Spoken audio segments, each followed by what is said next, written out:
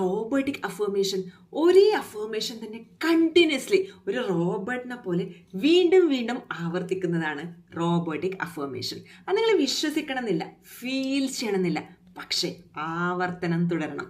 കാരണം നമ്മുടെ മനസ്സ് ആവർത്തിച്ച് കേൾക്കുന്ന കാര്യങ്ങളെ ക്രമേണ സ്വീകരിക്കാൻ തുടങ്ങും. ഉദാഹരണത്തിന് ഒരു കുട്ടി ആദ്യമായിട്ട് സ്കൂളിൽ പോകുന്നു, അവിടെ ABCD പഠിക്കുമ്പോൾ അതിനൊന്നും മനസ്സിലാവില്ല.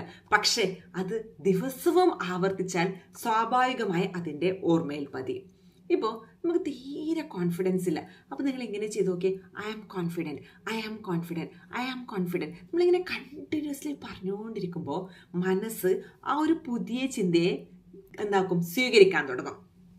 വേറൊരു ഉദാഹരണം, നമ്മൾ രാവിലെ എണീക്കുന്നത് നമുക്ക് തീരെ സന്തോഷമില്ല. കാരണം എന്താണെന്ന് വെച്ചാൽ ഒരു കാരണവുമില്ല.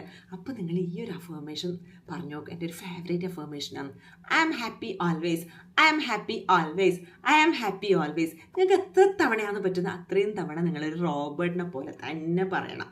ഓക്കെ, അപ്പോൾ നിങ്ങൾക്ക് ഒരു ഇൻ്റർവ്യൂവിന് പോകുമ്പോൾ ആത്മവിശ്വാസമില്ലെങ്കിൽ നിങ്ങൾ ഏത് അഫർമേഷൻ യൂസ് ചെയ്യും? I am confident. നിങ്ങൾ കണ്ടിന്യൂസ്ലി ഐ ആം കോൺഫിഡൻറ്റ് എന്ന അഫർമേഷൻ പറഞ്ഞുകൊണ്ടിരിക്കണം. ഓക്കെ, അപ്പോൾ എങ്ങനെയാണ് ഈ റോബോട്ടിക് അഫർമേഷൻസ് പ്രവർത്തിക്കുന്നത്?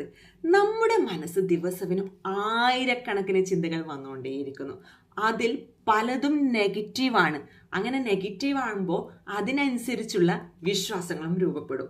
പക്ഷേ അതേ മനസ്സിന് വീണ്ടും വീണ്ടും നമ്മൾ പോസിറ്റീവ് സന്ദേശങ്ങൾ നൽകുമ്പോൾ പഴയ ചിന്താരീതികളെ മാറ്റി പുതിയ ശീലങ്ങൾ നമ്മളിലേക്ക് വളരാൻ തുടങ്ങും. റോബോട്ടിക് അഫർമേഷൻ എന്നത് മനസ്സിന് പുതിയ സന്ദേശം തുടർച്ചയായി നൽകുന്ന ഒരു പരിശീലനമാണ്.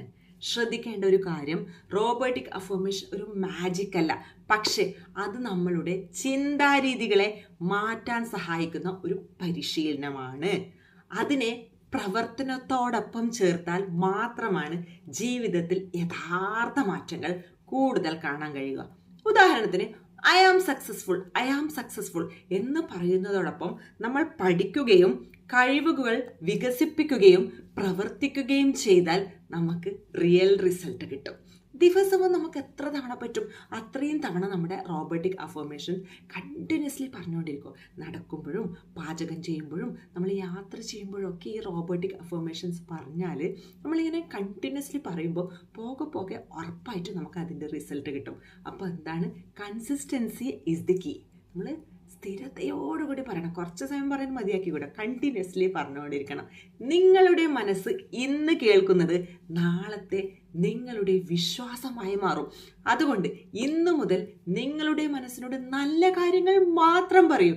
ഈ വീഡിയോ നിങ്ങൾക്ക് ഇഷ്ടമായെങ്കിൽ ലൈക്ക് ചെയ്യൂ, ഷെയർ ചെയ്യൂ.